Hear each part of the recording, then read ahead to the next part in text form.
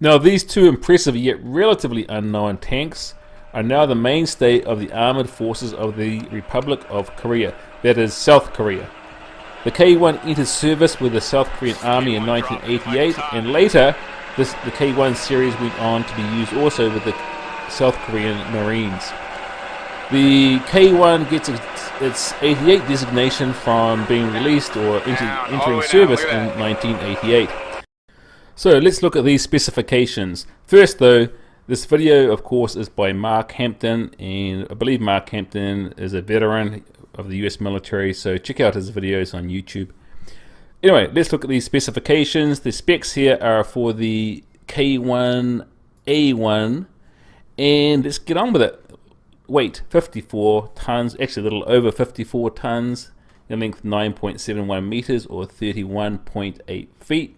Width 3.60 meters or 11.8 feet. Height 2.25 meters or 7.3 feet. This tank is a crew of 4: commander, gunner, loader, and driver. Main armament is a KM256 120mm. Now this gun is a licensed produced version of the German Rheinmetall RH120, which is also the basis for the gun used in the Abrams. Secondary armament is a 12.7mm, which is a 50 cal K6 HMG on the right for the commander. We have a 7.62 M60D on the left pintle mount for the loader. Now remember here, when it comes to these secondary machine guns and secondary armament, they're pretty easy to take on and off, so I would not use these as a main identifying feature at all. Also a 7.62mm M60E2-1 on a coaxial mount. Operational range 500 k's or 300 miles, speed 65 k's or 40 miles an hour on roads, or 40 k's, which is 25 miles per hour cross country. And now on we go with the identifying features of this tank. We can see here the upper glacis plate appears to be in two parts. The lower portion in that red rectangle of the upper glacis plate has a steep angle to it. And the upper part of the upper glacis plate, which you can see in that yellow oval, is almost horizontal with a slight upward slope. As you can see here from the front, this tank looks quite similar to the M1. Now in saying that, of course, there are some differences too, and even with the hull of the M1 it looks quite different, even front on, because the hull of the M1 doesn't have the upper glacis plate basically divided into two parts like this one here does. And so the lower glacis plate angles rearwards under the tank, and it is a very well sloped lower glacis plate, and it has quite a shallow slope. And this is quite interesting. Say compare it with the British Challenger 2, where that lower glacis plate is quite steep compared with this tank here.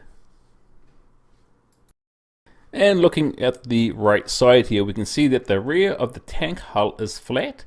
It then slopes down under the rear of the turret.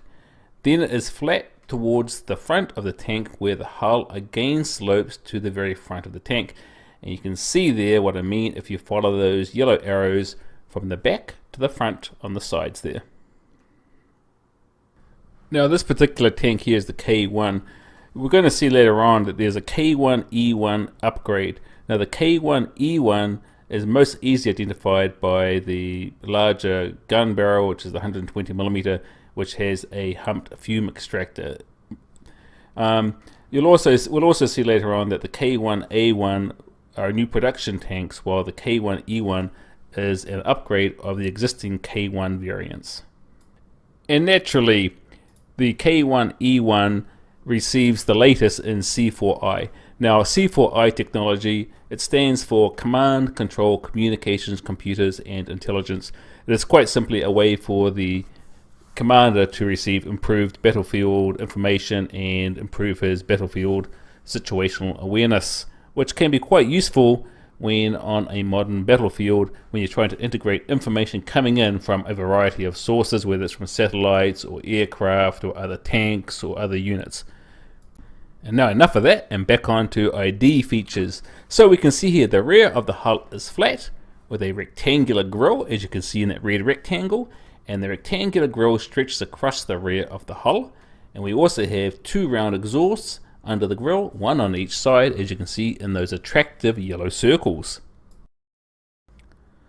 Okay, so here we have a 105 to a 120 millimeter main gun, depending on whether it's a K1 or K1A1 or K1E1 or K1A2. Anyway, no matter what variant, they all only have 1 main gun, as you can see in that yellow oval. Now notice here the sides of the turret slope outwards towards the front. Now note the storage boxes, as in that green oval there on the outside, can make the turret appear to have flat sides. It doesn't have, well, the sides, I should have said vertical sides, appear to have vertical sides. It doesn't have vertical sides. It does have flat sides, but the sides aren't vertical. The sides are angled out. That's what I was trying to say there. Anyway, look at that red arrow and you'll see what I mean. Okay, here we have a K1A2, and notice the muzzle reference system on the end of the barrel. Now ignore that thing, that boxy looking thing halfway along the barrel, because that's not normally there. So that is nothing for you to use as an identification when it comes to recognizing this vehicle. Don't do it. Pretend it's not there. Good job. Okay, so here we can see in this photo the commander's independent sight. Now on the K1A1, K1E1, we know this is a commander's panoramic sight. Now the panoramic sight is pretty cool, and it allows the commander to observe what's going on through 360 degrees, which is obviously quite useful. Now below that we can see the gunner's sight, and we also see here on the turret front there smoke discharges. Now I generally do not use smoke discharges as a recognition feature, although most people do. Same with sights. I kind of use those as secondary. Of course they can be useful though if you're trying to pick out specific variants of a tank. But as far as general recognition features go, all 3 of these to me aren't main recognition features. I would consider all 3 of these as secondary, but they can certainly be useful when it comes to deciphering which variant is which. And in this picture here we can see that the turret roof is sloped downwards to the front of the face of the turret, and the turret face slopes outwards and downwards, reminiscent of the M1. And of course we can see here that this is most likely the K1E1, and you can look at that great big bulge there, the extractor there in the middle of the barrel, quite a lot larger than that of the K1.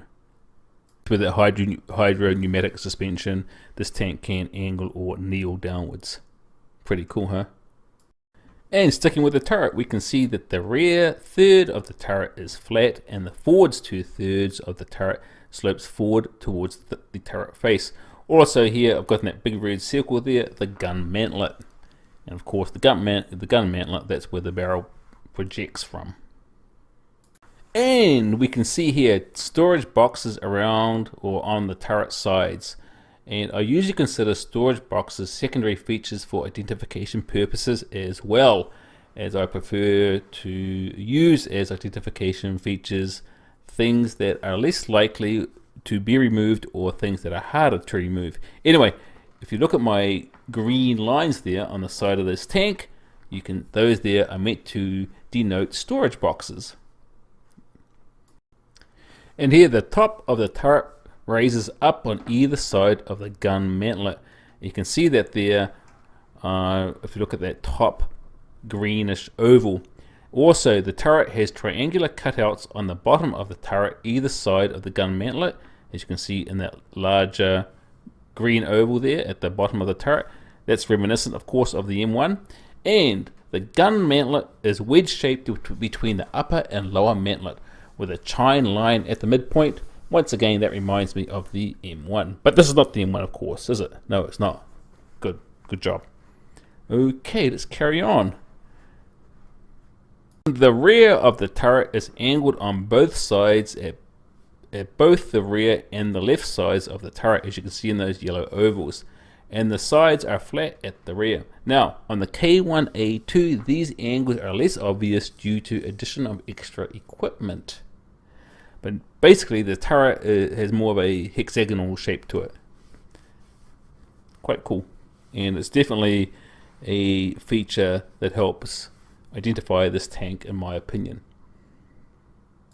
And looking at the suspension, we can see 6 pairs of road wheels in that large green oval on either side of this tank, of course, and we have a large gap between the second and third road wheels and a smaller gap between the third and the fourth. And normally the return rollers are hidden by side skirts or track skirts. We have a drive sprocket and that red circle at the rear, and we have an idler at the front in the blue circle. Generally speaking, if the engine of the tank is at the rear, the drive sprocket will be at the rear. And the only thing I can think of offhand which is different from that right now when it comes to the modern MBTs is the Israeli Merkava series. There may be others out there, but that's the only one I can think of right now. And here we have a nice pic of a M1 Abrams and a K1 side by side. As you can see, when you actually see them close together, they do look quite different. And here we are again, M1 and K1. Check them out. Look at the similarities and the differences. Get to know them. And you shouldn't have any problem differentiating between these two vehicles.